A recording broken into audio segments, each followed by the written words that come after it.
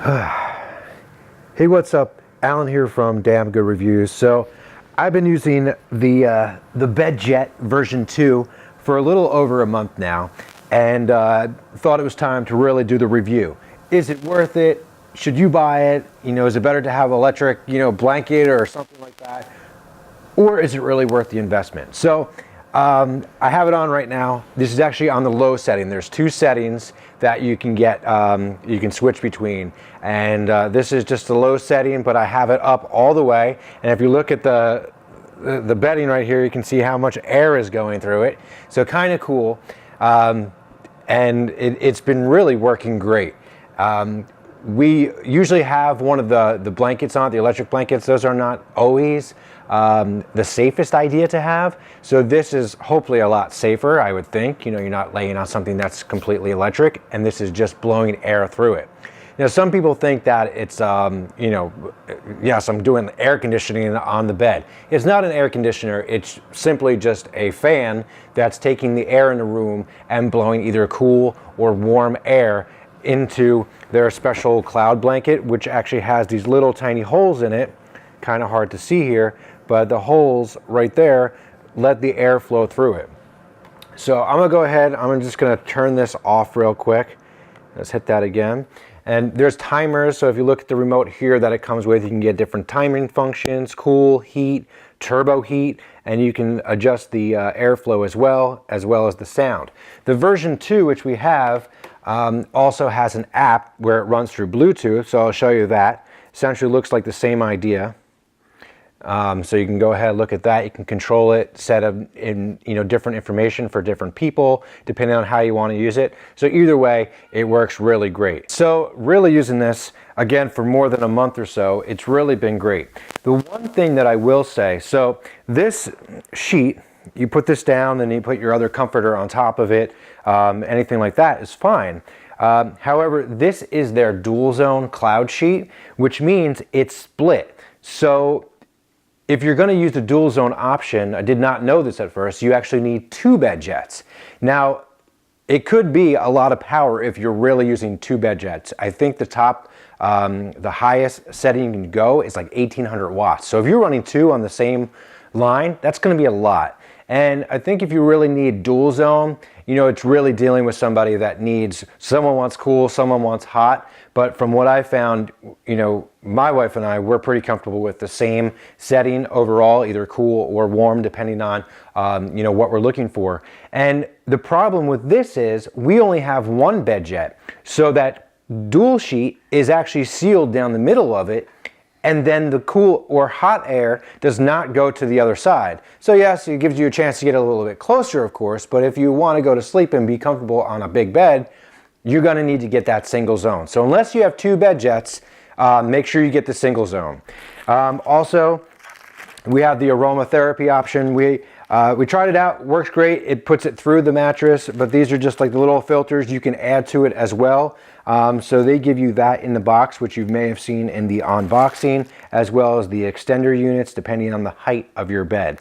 So, the sheet is really nice and soft, washes well. We have washed it a few times here, no problems. You can throw it in with your normal laundry, and it shows you on the bottom what side to put down. So go ahead here and just roll this back.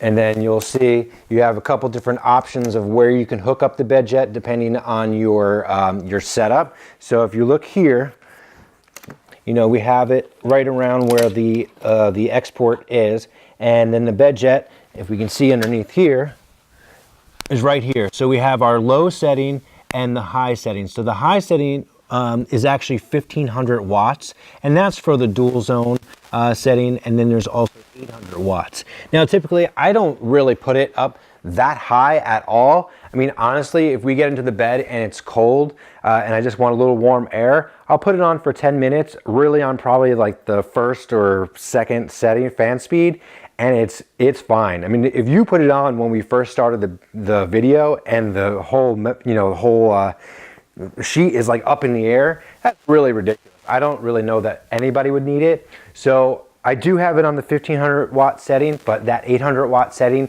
is fine as well. So Is it worth it? And should you get one? Do you need it? And what are really my thoughts on it?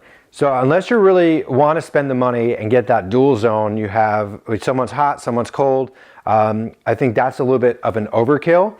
But if you're looking for the single zone where you can heat or cool the whole bed, I think it's something really great. I think it's very quiet, very, very quiet. You don't have to worry about heating up or cooling down the whole room, so you could possibly save energy that way, which is really nice.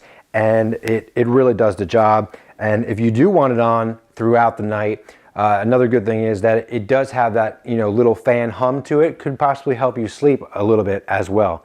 So overall, I think it's really, really great.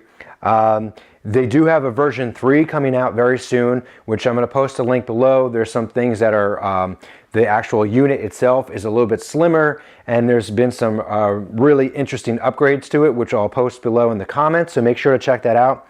And if you've used the BedJet, either version 1 or version 2, make sure to comment below. Let us know what you think. What settings do you like? Do you have the dual zone? And what do you think about that? Does it really use a lot of power? And if you use another brand, tell us what you think about those brands that are something comparable like this. But I really do think that we're going to move away from using that electric blanket. Again, not really the safest thing in the world. And a lot of times those get really, really hot, and even the connectors get really hot as well. So I think this is cool. One suggestion that I would have from the version 2, version 3 I'm sure is done and in development. I would like to see an option where this is maybe, you know, something that maybe a little bit smaller, you know, a little bit more out of the way. And I know some beds, if you don't have the more than 6 inches underneath, that, you know, it comes with the stand unit, which you could do, which is not the prettiest looking thing, but you know, something that's just a little bit thinner and not kind of as, I mean, honestly, as ugly as this would be.